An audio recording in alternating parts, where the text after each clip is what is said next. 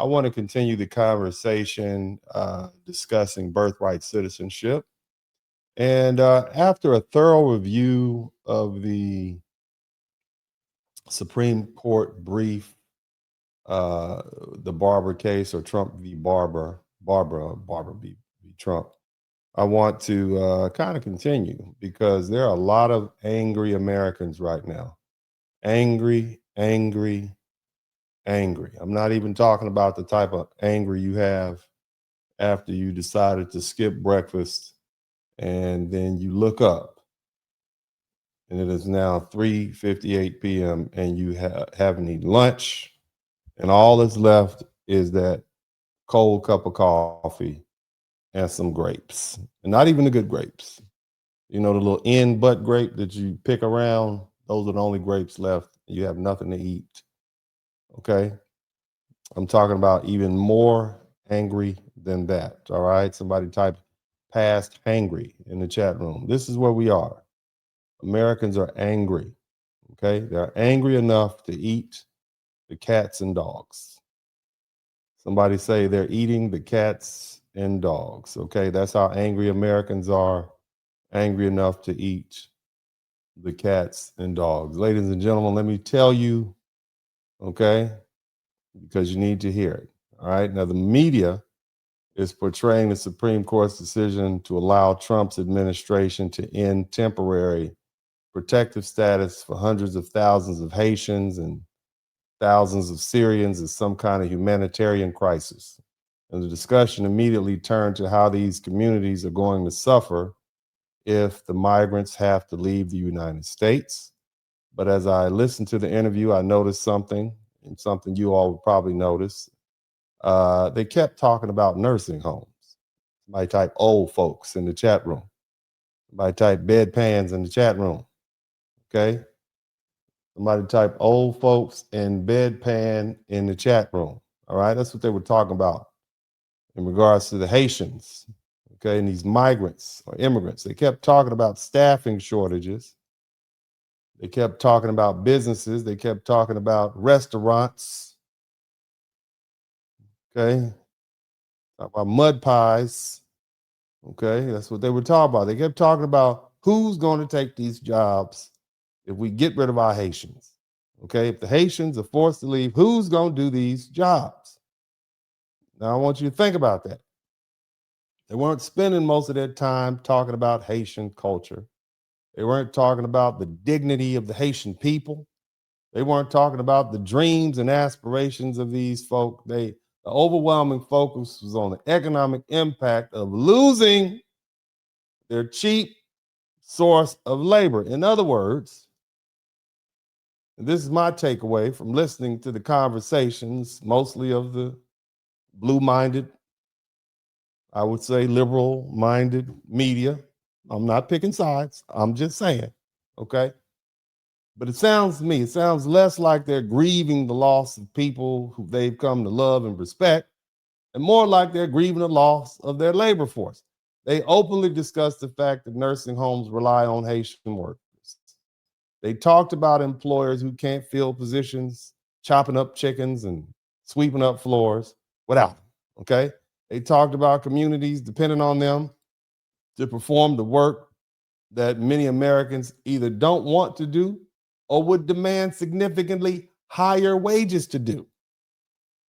Okay? We'll clean bedpans for the right amount of money, won't we? Right? Just like cleaning a diaper, right? Get a baby diaper, same thing. Old people diapers. You'll do it. I gave you $50 an hour, you clean that bedpan, and it'd be lickety split clean. So when I step back and I look at this objectively, I can't help but ask, is this really about compassion for Haitians and immigrants, or is it about preserving access to large pools of relatively inexpensive labor? Somebody say, in the chat room, because that's what I heard. I heard concerns about who's going to change dirty old people diapers. I heard about nursing homes. I heard about who's going to cook our food and clean our houses. I heard concerns about who's going to fill difficult, low-paying jobs. And I heard concerns about staffing shortages and economic consequences of this workforce disappearing. And if this is where I think people, well, let me say, I think people need to stop confusing compassion with dependency. Okay. What I heard wasn't a conversation about protecting Haitian families and humanitarian style stuff. What I heard was anxiety over losing a workforce that performs all this menial tasks that many folks don't want to do and would never accept. And in my opinion, that's not compassion, that's economics. That's not unconditional love. That's not even respect. That's reliance on inexpensive, cheap labor. And this is why I often say that what people call liberal compassion, okay, it deserves a closer look. I mean, we need to give it a good eyeballing, okay, because it sounds compassionate, sounds empathetic, sounds like they're standing up for vulnerable people.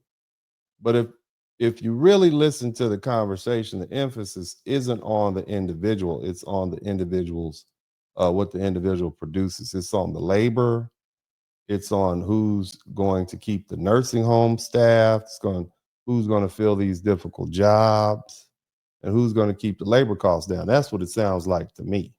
Okay. I don't know. Maybe you find something different, but that's what it sounds like to me. Now, here's the thing. Um, that's a contradiction. Clearly, it's clearly a contradiction. Um, and we need to talk about that. And I think today is a great day to do it. Because, see, the very people who claim to be champions of immigrants spend more time talking about the economic inconvenience of losing them than they do about actual people themselves. Now, they'll throw a story in there about, oh, they're going to go home to a tragic place. They might get kidnapped. I get that. But in my view, overall, that's a form of exploitation wrapped in language of compassion. It isn't loud or obvious. It isn't the kind of prejudice people usually associate with bigotry. It's quieter than that.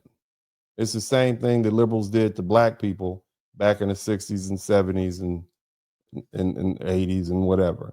Okay. It presents itself as empathy, but underneath, it's a discussion about maintaining access to a workforce that keeps certain industries operating at lower costs and thus increase the profit. Now, you can agree or disagree with immigration policy. That's a separate debate. But if we're going to be honest about this conversation, let's at least acknowledge what discussion we're centered on. It's centered overwhelmingly on labor and economic consequences of losing that labor.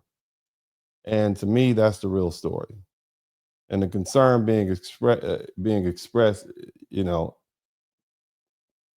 is well, let me say it like this. We're gonna they're not saying we're gonna miss our Haitian neighbors. They're saying who's gonna do this work and how much is it gonna cost to replace them. And that's a very different conversation than the one many people think they're hearing.